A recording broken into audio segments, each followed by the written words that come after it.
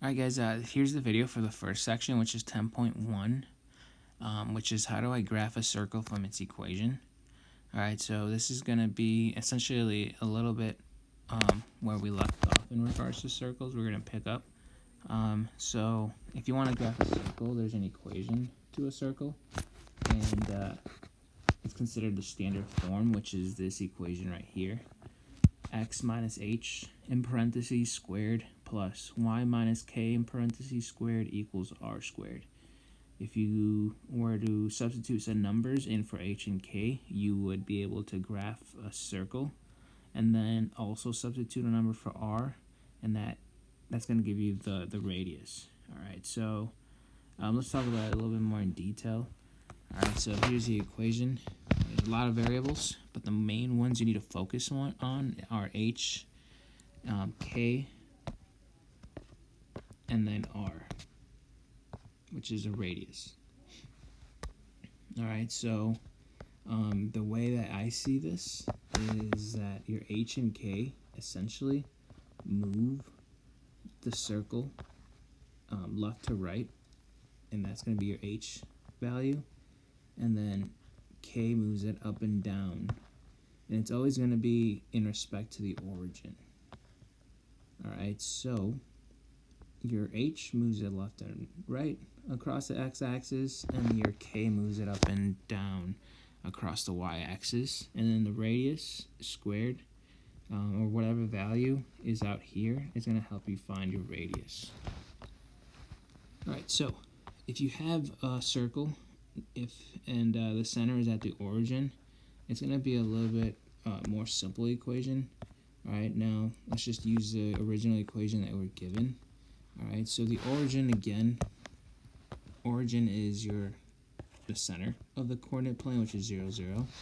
Alright, so if I were to substitute those numbers into our equation over here, we'll get the following.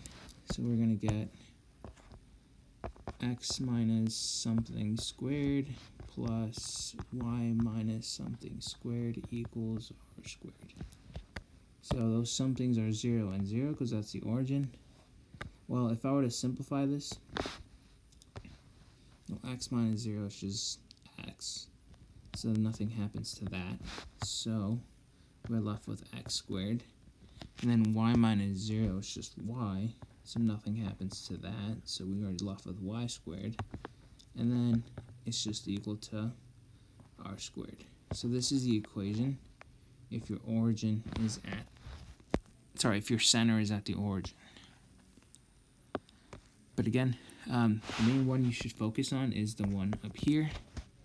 Alright, so let's get started with the first example. It says, given the equation, let's make sure we do these three things.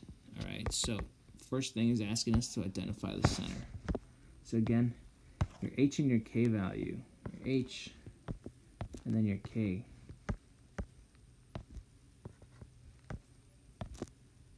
So your h and your k value tell you the center. So in this case, the center is going to be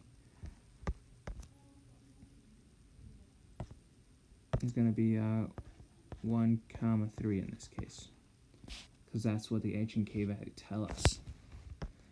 Alright, and then this value out here, the 9, is going to help us find the next thing we need to identify, which is the radius. So the radius is going to be related to this 9. So again, that part of the equation is at r squared, so what we're going to do is take r squared and set it equal to 9, because again, this section, the 9, that's what the value is, it's r squared. So if you want to get the radius, we would square root both sides, so r is equal to 3. So the radius is 3. Alright, so we have all the information we need to graph the circle, which is the third thing we got to do. So we know the center is at 1, 3. So 1, 3 is right here. And we know that the radius is 3. So in all directions around the center, you're going to have a lot of points 3 units away that are going to help you graph this circle essentially.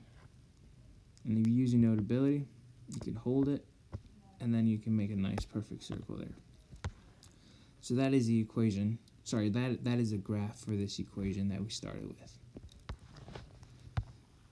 Alright, so for the second one, similar thing. Again, we have the radius, which is not going to be 16, but it's related to that. And then we're going to have your h value, which is, in this case, going to be -3. Alright, notice how the equation before it's minus h and minus k, and over here for this equation we have a +3. So then in this case we're going to have something a little different. Alright, so because it's +3, our h value is actually going to be -3. Alright, and same thing goes with k over here. K in this case is +5. So then therefore our k value is actually going to be -5. Alright, so that's going to be our center. Alright, so for our radius, similar to before, we're going to take this 16 and set it equal to r squared. And if you want to find the radius is going to be, in this case, 4. So we have all the information we need to graph the circle. -3, -5 is our center. -3, -5 is down here. And there's going to be a bunch of points around the center, 4 units away, that are going to form the circle that we're looking for. So it's going to look something like that. And then the last one, graph this equation. Notice how there's no x and y value, no h and k value. So when you don't have any h and k value, your center is going to be 0, 0 at the origin, just like we talked about above. If you have no h and k value, then your center is at the origin. So you can plot that point right away. And then the radius, its relation is to this 4. So then, again, r squared equals 4. Square root of 4 is 2. So then our radius is 2. So from the center, 2 units away, a bunch of points that are going to help us graph this circle. And there it is. So again, that is the first part for section 10.1 on how to graph circles.